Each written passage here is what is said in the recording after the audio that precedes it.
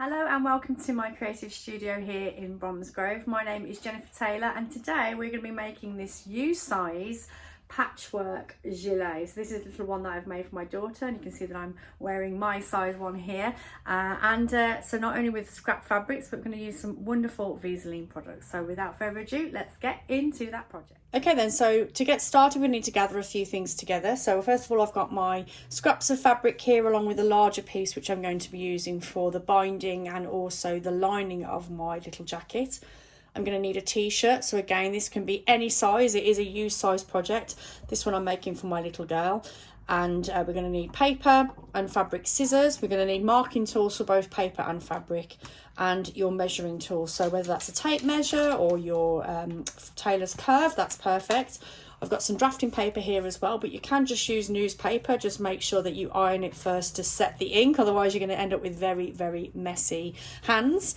And we're also going to need some inside magic, which obviously is our Vlieseline product. So I'm going to go into more detail on that in our next section, but let's get drafting. So as I mentioned, I'm making this for my little girl. So I've taken one of her t-shirt that fits her well. It's not an oversized t-shirt, so I wouldn't say that it's tight or snug, but it just fits her nicely. So you want to bear that in mind when you're making for the person. So again, any t-shirt that would fit them would work perfectly as your base pattern.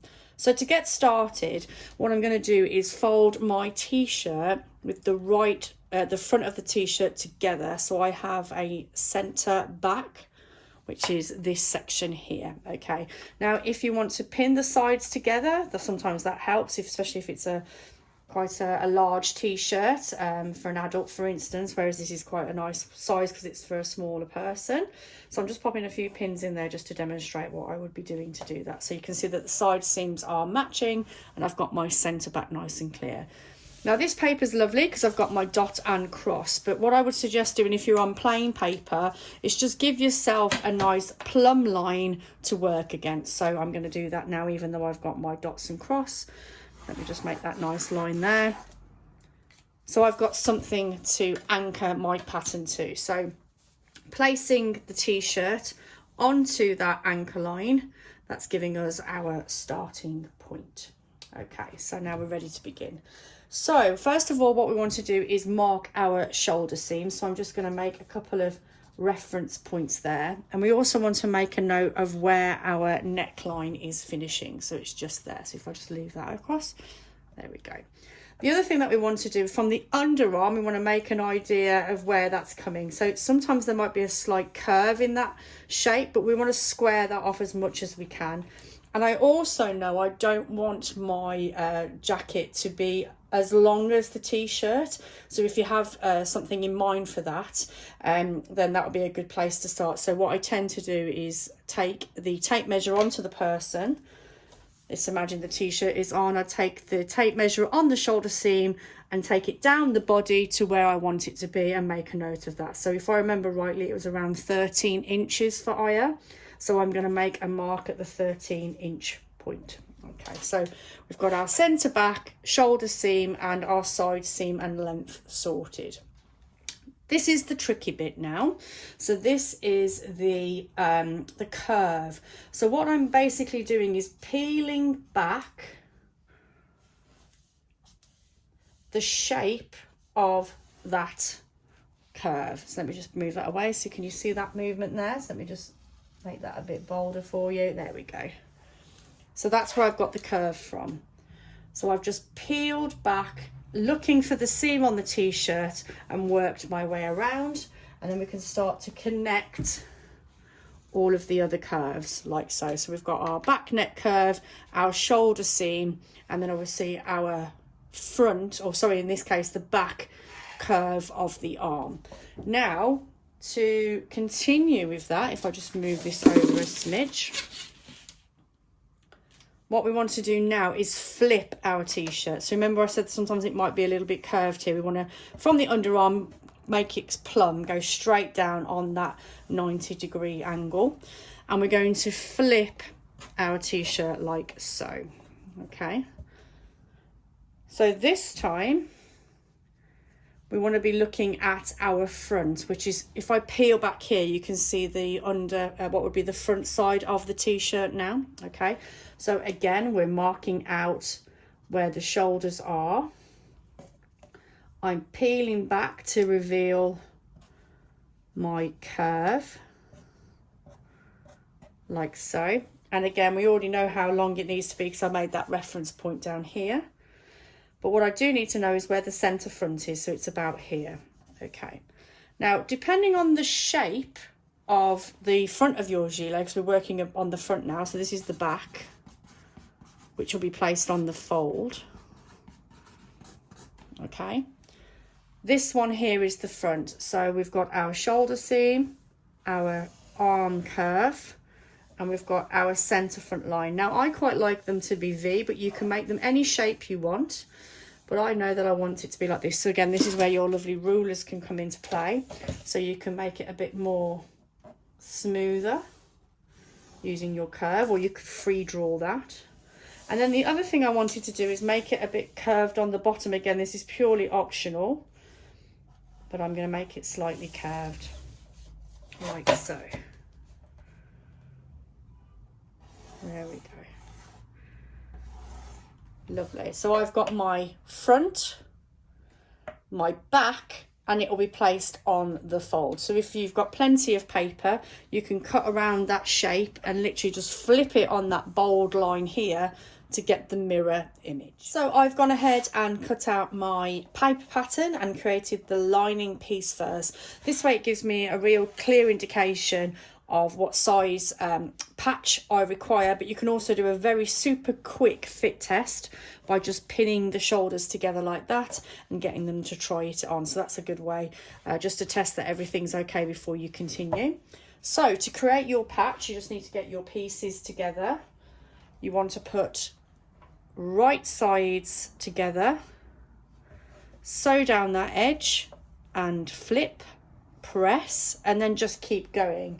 So you can see here that I've started creating the length of patch there. So it's just a case of, like I said, right sides together, like so, sewing down that edge, opening up and pressing, and then just keep adding until you've got the desired length that you need. And you can keep referencing that with your pattern. If you wanted something a little bit more structured, then a really fun product to use is the quick square grid by Vlieseline. So this is the pieces that I've done here for samples using a block cabin design. So this is what it would look like if it was all sort of pitched and connected together. So it's a really structured way. So if you don't want that sort of scrappy vintagey feel, wanted something a bit more structured, a bit more modern, then this is a really fun product to use. And obviously there are tutorials on the web for you to see that. So right, I'm going to go sew all of these scraps together. So as you can see, I've created my strips now. So this edge is relatively straight, where this one isn't, so you might want to sort of square that off if you like by cutting off the difference, so you've got a nice straight edge to be working with. But basically what we're going to do now is create the larger piece of patchwork by connecting these rows together. So again, same process, right sides together along that straight edge if you have one. I would suggest popping pins in here because obviously this is a much longer seam than just these little ones here.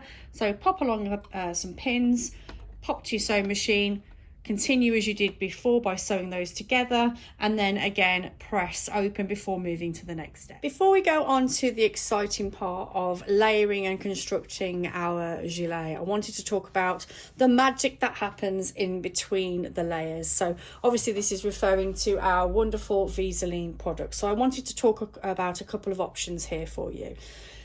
Obviously, as this is an upcycled project, we're using those scraps of fabric that may not enter into a project, will end up probably going in the bin, or the fabric scraps. I wanted to use the interlinings and battings to reflect that. So I've got two options for you.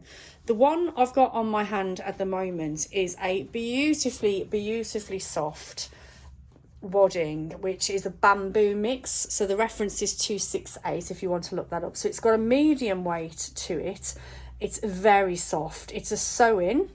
and it's a mixture of both bamboo and cotton fibres. It's super soft, beautiful on the hands. And obviously with it being made from natural materials, then obviously this will degrade. So from when you've finished using that garment and it no longer fits you, you know that that's going to be sort of better on the planet, if you like, because of that degradable element to it. The other alternative, so this one is a man-made wadding, man-made fibre wadding using recycled plastics. So obviously this won't degrade, as it were, biodegrade, but what it is doing is reusing those unwanted plastics. So again, we've got that ethical element to it there. Again, just as soft but slightly more lightweight. Actually, there's a little bit more weight to this one. Whereas this is super light, and again both will stand up to washing really well. So those are the sort of two battings that I would use to give my gilet the warmth. I wanted to add in another product, especially around the front of the garment, so this section here, which comes across the body and the neckline, just to add a little bit more structure, and also potentially the ties as well. Now this is a new product. It's a biodegradable adhesive woven interfacing, so it has got glue on it, so you can fuse this one, but the glue is biodegradable, which what makes it new. So this is our B710 medium weight fusible woven interlining, and it's made from pure cotton with a biodegradable adhesive. So again, that's just going to add that little bit of structure in and around the neckline area there, as well as potentially the ties. I might pop some in there, the ties on the front, or if you are choosing to put a button hole in there, for instance, and have a buttoned front, then popping in this in the interfacing again will sort of do the trick there. So those are the three products that I would consider for this project. So now it's time to construct. So you can see that I've got my batting, my patchwork, my main lining, and then I've interfaced the fronts on both the left and the right. What we're going to do is pin all of those together, and now we're going to sew all the way around the curved edges, leaving these upper shoulder seams open. What we also want to do is leave a gap. So I would suggest at the bottom here, enough to be able to turn it out. Okay, so it's all around the curved edges apart from this section here and the shoulder seams. Okay, so I've sewn around all of the edges, as I've said. I've clipped and cut away the seam allowances. So clipping is really important, especially in these curves, otherwise it won't sit nicely. And as you can see, the shoulder seams are still open. So with the hole, I'm going to pull this the right way round, taking all of those shoulder straps out. There we go, like so. And then what we want to do is find our shoulder seam. So I've got one here and I've also got one here. So wadding side together like this. What we're going to do is sew these two shoulder seams together, but leave the lining free, because we're going to use that to sort of cover it up and make it nice and neat. So you can see that I'm holding those together and you've got the lining separated. So just pop a pin in there. So we're going to sew across that shoulder seam and then use this to make a nice clean finish. I've turned it out, I've given it a nice clean press, and I've gone ahead and finished the one shoulder already for you, so you can see what that looks like from this side and that side. So it's a really lovely clean finish, and how you will achieve that is by taking the wadding side, so the patchwork side, and putting it together with the other side like so. And it's about taking the lining away, so you are literally just dealing with the front, or the main part, the patchwork part of the shoulder seam, sewing that down and then tucking it into each other. So if I just come back to this one here, can you see if I take the pin out, that it's all been tucked inside, and it's the lining that covers everything up and making it super, super neat. So that's that step done. And then the last thing to do then is just to pop the ties on. Now for the final finishing touches. So I'm adding on my ties. So taking a strip of fabric, you're going to take right sides together and you're going to press it, and then we're going to stitch across the top and down the entire length of the strip. Once you've done that, you want to make sure that you clip this corner, and then that way it will give you a nice clean crisp edge like we've got here. And you need to be able to turn it out, so you can use I'm using the edge of a paintbrush here or a knitting needle, but you need to turn it the right way around. I've then pressed it again, and then to attach it to the garment, I've placed it away from where I want it to be, stitched down, and then you're basically going to lay it on top of that raw edge like so. And then, so if I come this side, and then can you see that I've stitched a box down, so there's no raw edge here and there's no raw edge there. So that's a really nice way of finishing off that tie there. And then the last thing, of course, is the gap that we had. Don't forget to hand sew finish that up, otherwise you'll end up with a hole in your jacket. But other than that, we are all done. There is our upcycled gilet. So there you have it, a patchwork gilet using just a t-shirt to create that base pattern. So as I said before, it's a U-size product, so you can make it in any size as long as the t-shirt fits. Thank you so much for joining me, and hope to see you again soon. Until then, I've been Jennifer Taylor, and happy sewing.